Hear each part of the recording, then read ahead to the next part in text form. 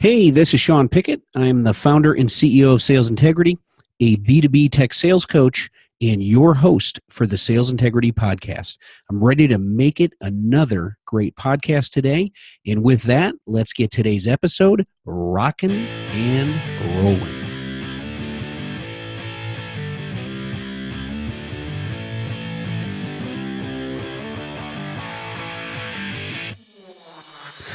Welcome back to the Sales Integrity Podcast. Today we are talking about social selling. And today's focus will be on social selling strategy number 1, which is this. It all starts with the connection. But before we get into that, let's talk a little bit about some numbers here and measuring social selling success.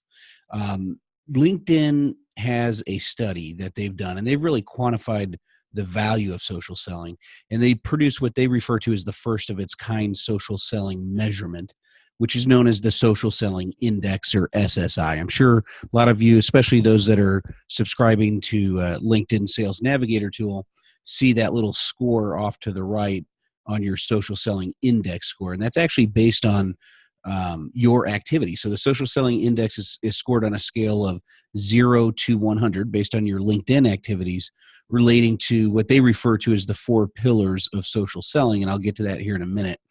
But basically, they've done an internal study because they go out and roll out Sales Navigator at larger organizations, mid-sized organizations. They kind of track and measure everything and do studies on the success of sales reps and kind of the correlation between their SSI score and their sales results. So they take a look at those things, and they really want to determine, what are the factors that go into being successful as it relates to social selling, and really kind of quantifying the success there. And here's what they found. They found some key stats here, that people with sales professionals with a high SSI score, they create 45% more sales opportunities in their pipeline. So they kind of measured it against the sales pipeline of opportunities.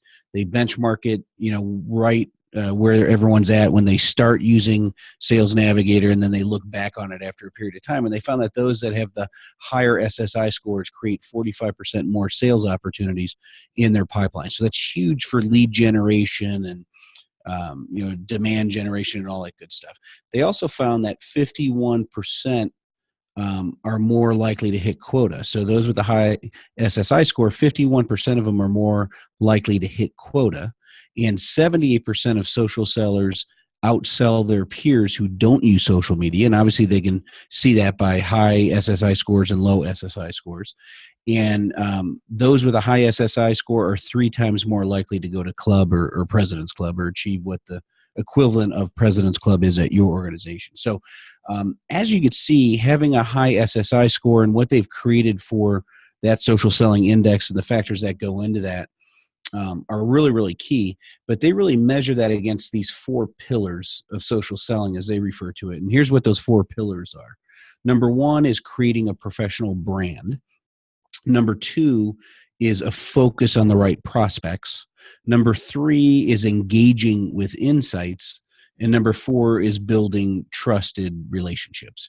So they can measure that based on the activity and usage of LinkedIn overall, and as it relates to that SSI score. So creating a professional brand. Are you posting messages? Are you liking activities? Are you creating LinkedIn articles or posts and putting that out there and kind of sharing that thought leadership? That's really creating your professional brand. The more content you create within the platform, the more you're sharing, the more you're liking and kind of getting out there, the better. And the second thing, focusing on the right prospects. This is just the prospecting tool within Navigator. Without getting into too much detail, you can save accounts and leads. You can run searches. I'm going to talk a little bit about that here today. And you can really get organized as it relates to focusing on the right prospects. And then once you have them all saved and ready to rock and roll to reach out to, then you engage with insights. And they provide those insights. I'm not going to get as much into that in this episode today, but they provide some really good insights that you could leverage. And then they build in just quick little talk tracks into the messaging when you want to reach out through an InMail to them, for instance. So that's engaging with insights, and then building trusted relationships is those that are actually connecting with you. So the more connections you're getting with relevant prospects, that's the better for you as a social seller. So those are the 4 pillars. I'm not going to get into great detail on each pillar yet today. In this episode, I will, moving forward, as we continue to talk about social selling strategies and really kind of taking it from this idea level into habit forming execution in the real world of selling. So today I'm talking about social selling strategy number 1, and that it all starts with the connection. Why do I say that? Well, a lot of people, first of all, they don't know what social selling is. They have a hard time defining social selling. So again, I'll use LinkedIn's definition, since we're leveraging LinkedIn is the key primary driving force behind social selling, and talking about their social selling index score. But here's how they define it. They say that social selling is about leveraging your social network to find the right prospects, build trusted relationships, and ultimately achieve your sales goals. So I think that's a pretty good definition of that. Again, social selling is about leveraging your social network to find the right prospects, build trusted relationships, and ultimately achieve your sales goals. To do that, it all starts with the connection. If you're not connected, with your ideal clients, the ideal client profile, your target audience within that target market, if you're not connected with them, it's going to be very tough to get their attention.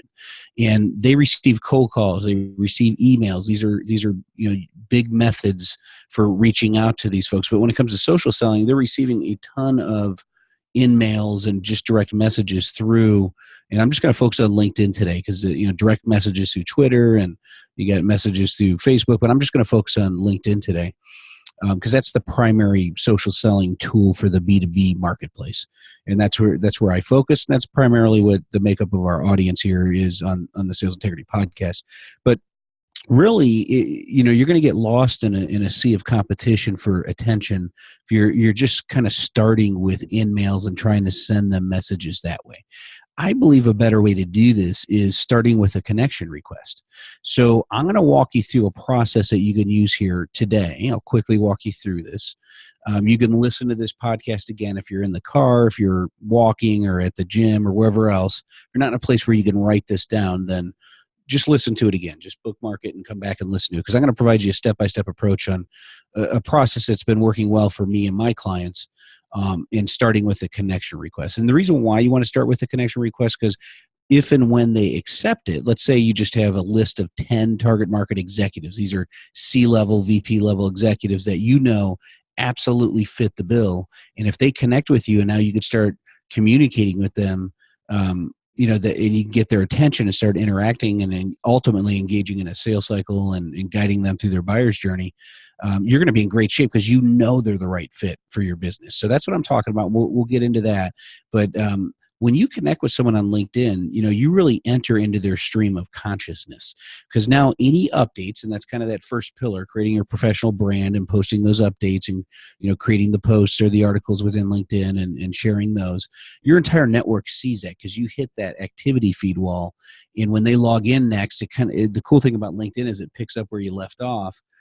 So they can go in there and start scrolling down and seeing kind of what are the updates for my network. And if you're posting frequently, multiple times per week or even once a week, they're going to see that. You're going to start to enter their stream of consciousness, and it goes from getting their attention, which is the connection request. That's getting their attention. But creating awareness is a little bit different. That it takes consistent effort over time. So you're going to go from you got their attention to now they're aware of who you are through frequent posts that enters their stream of consciousness through this activity feed. So keep that in mind. To be able to execute upon all of this, it all starts with the connection. You got to connect with them first. Now, how do you do that? How can you connect with them first if they don't know who you are, right? And you're someone who's selling your product, service, solution, and they're an executive who would be a buyer. Typically, if you just send them a connection request, there's no reason for them to want to connect with you. So you want to give them a reason to want to connect with you, right? So the first thing you're going to do is you're going to set up this campaign, this connection request campaign. So you're going to go to LinkedIn Sales Navigator, and you're going to conduct an advanced search against your ideal client profile in your target market.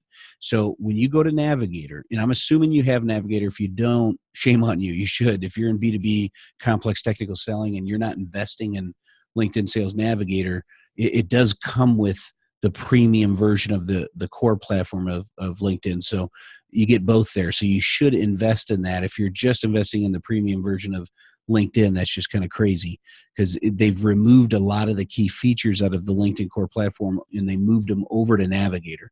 So you're going to want to go over there because you can't conduct an advanced search like this. And you can't search, with all the criteria that you're going to need to search against to make sure you're absolutely building out a list of good leads that match up to your ideal client profile within your target market. So you're going to want to do that. So you're going to want to go to Navigator, click on the lead builder link to the right of the little search box up there. It's going to give you all sorts of parameters. You need to know what your ideal client profile is. I'll give you an example. For me, let's say I'm just going to reach out to software companies. So I would select computer software as the industry. And I'm just going to reach out to executives. So I'm going to go pick VP executives, so VP and C-level executives. And I'm going to search for the function of sales. So that way they're just VPs of sales. Okay. So VPs of sales, chief sales officers in the computer software industry. Then I'm going to want to go select the size companies.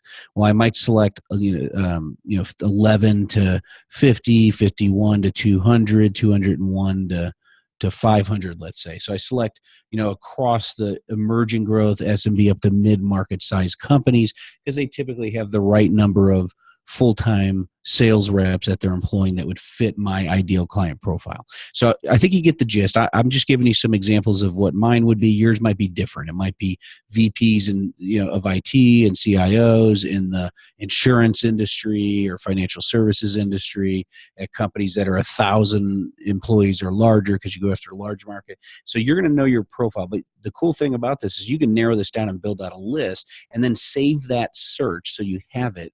And then make sure that you select the frequency of getting emailed once a week with new leads that hit that list. Okay, so that way you're starting to build that up.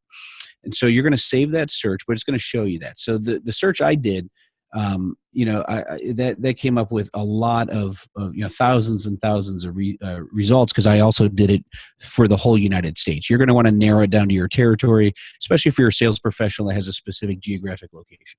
Then what I did was the whole U.S., and then you only want to click on the relationship. When you look to the left, it kind of allows you to narrow down the features a little bit more. Kind of the criteria a little bit more, and you want to go to relationship there and just click on second connections, because the first connections you already know, so you don't need to reach out to them. And third, and everyone else, as well as group members, are a little bit too far outside the realm of what you could do. So just start with second connections. And for me, I had over 2,000 results, so that was pretty good. You might not have that. You might have hundreds. You might have 1,000. You might have thousands. Who knows? Depends on your territory. But you only want those second connections, okay? Because there's a method to this madness. I'll tell you here in just a sec. So now you've got the list cleansed, and just start at the top, hover over the first name. Don't click on it, because then you're going to lose your search. It's just going to take you to that name. So I hover my icon over the name, I right click, and I select the very first selection there. It says open link and new tab. That way I preserve my list and I can bounce back and forth between the two internet browser tabs, okay? And then I go over and just on the actual contacts page now. So I go over to that new tab that opened up. And when I'm on that tab, I just click save, save the lead. So I save it as a lead. Once I save it, then you can see where there's tags over to the right. It says tags and notes. You want to add a tag and create a name for this list. I put sales execs dash conrec, C-O-N capital R-E-Q. So these are sales execs that I'm sending connection requests to. That will allow you, by tagging it like that, that will allow you to go back to the leads or the accounts and then quickly select that list, and it'll be neatly organized for all the ones that you built into that list. Okay. So that's something you're going to want to do. And then what I do is I block off time where I just send 10 connection requests per day for 5 days a week. So make it very, very easy. It doesn't have to be this crazy thing that you're spending hours and hours and hours on. Once you do this setup that I just outlined, it's a one-time thing. Now you've got a massive list you can kind of work your way through and just go 10 at a time. Okay. So I block off time just to send 10 connection requests per day for 5 days a week. That's 50 new connection requests. But before you do that, before you start firing away with this little exercise, consider these 3 tips that we're going to end with here today for a higher conversion rate. First tip, don't use the generic message provided by LinkedIn for connection requests where it says, I'd like to add you to my professional network on LinkedIn. That is absolutely crazy if you do that, because you're reaching out to someone who doesn't know who you are, who wasn't expecting you to reach out, and don't make it up to them to try and figure out and do research. More importantly, don't be a crazy lunatic who actually thinks they're going to go do the research and figure out who you are. They're too busy for that. So make it easy for them to accept it and give them a reason to want to do that. So if they see a generic message, they're just going to ignore it because they get hundreds of those per week. Just keep that in mind, okay? I get a ton of those per week, and I just ignore the ones unless I know who the person is. I'm talking about reaching out to someone cold. So if you're just connecting with someone then you don't have to worry about that. But if you're reaching out to a target market executive, ideal client profile, and someone who you definitely want to connect with, and they don't know who you are, you need to give them a reason. Give them a little bit more detail, okay, but not too detailed. So you want to keep it succinct. Take the time. This is recommendation number 2, or tip number 2. Take the time to create your customized messages first, then leverage that as a template repeatedly moving forward. And I'm going to share with you what mine is, so I'll give you an indication of that here in just a second. And then the third tip is track your ratios and success, and make sure to reply to those who accepted your connection request. Don't go out of your way just to connect with them and then just go dark on them, right? Because then they're going to be like, why did this person want to connect? I'm not even hearing from them anymore, especially thanking me for connecting, right? That's kind of a basic thing. So let me give you what my message is, and we'll kind of end with this here today. Let me pull this up. So I've sent this out, and I'll give you my numbers here in just a second. But basically what I do is this, and this is the same thing I use each time. I put whoever the name is, let's just say Gary. Gary, I'm establishing strategic relationships with like-minded sales leaders. Considering we have 7 shared connections and are both focused on sales growth for tech companies, I thought it would be advantageous to connect on LinkedIn. I hope you feel the same. Thank you, Gary. Sean Pickett. And I put my name under it. So it's real succinct, 3 sentences to the point. Notice I said, considering we have 7 shared connections. So here's the only thing that changes with this template. I copy and paste it in. The only thing that changes is the name twice. I start off with Gary and I end with thank you, Gary. And then that number of shared connections. Remember that little tip I gave you to just click on the second connections and only use them? Well, that means you have at least one connection in common with each of these individuals. So if they are going to do research, they're going to say, we have 7 connections, shared connections. They might go look and see, okay, that I'm going to validate that that's true, and it is true, right? And so that's something that's very quick and easy. If they look at my profile, they'll see I do focus on sales growth for tech companies, and that they're a VP of sales. So by nature, they're focusing on growing that tech company they're at, because I selected only software companies. So see how I tied all that together? You're going to want to do the same thing, but you got to figure out what that is for your particular niche of the world. Okay. So keep that in mind. Yeah, that's how you kind of create a quick message. Then in this case, this gentleman accepted, which was great. So then I replied to him, and make sure to do this either the same day or the next day, no later than the next day. But I put, Gary, thank you for accepting my connection request. I appreciate it. Don't hesitate to reach out from time to time if you need anything from me, whether directly through Sales Integrity, which is my company name, indirectly by connecting you with relevant sales-related resources, or by facilitating introductions for you to others in my strategic network. I'm always happy to help. Thank you, Gary. Make it a great day. Sean Pickett. So that's it. So I didn't ask him for anything. I just said, hey, I want to give you value first. If you look through my network, or if you need anything, or if you're curious about anything sales resource, right, just kind of reach out. That's all the implication there. Now, chances are they're not going to reply. And so just keep that in mind, that you want to have a series of these messages over time that you get systematic with to make sure you continue to reach out, but you're not just right away they connect with you and you're trying to sell them something. Keep that in mind. You want to add value and build up that trusted relationship by giving first, adding value first, and doing that over time. So to me, social selling, it all starts with the connection first, and then you want to add value next over a period of time. It's a long play. It's consistency. It's something that you're not going to come out of desperation. You need to close a deal by the end of this month, so you think you're going to connect with someone and sell something right away. Don't go at it with that viewpoint. Go at it with, I'm building relationships with the right types of executives in my network, and over time I'm going to cultivate that and add value, and then you're going to earn the right to be able to ask or reach out to them and be a little bit more direct with, hey, we have this offering, or we're helping executives like you achieve this goal. I'd like to share with you what we're doing there, and I'll get more into that in future podcast episodes. So that's it. Just to provide a quick review of a recent campaign that I ran. I sent 10 connection requests over 5 days. This was last week.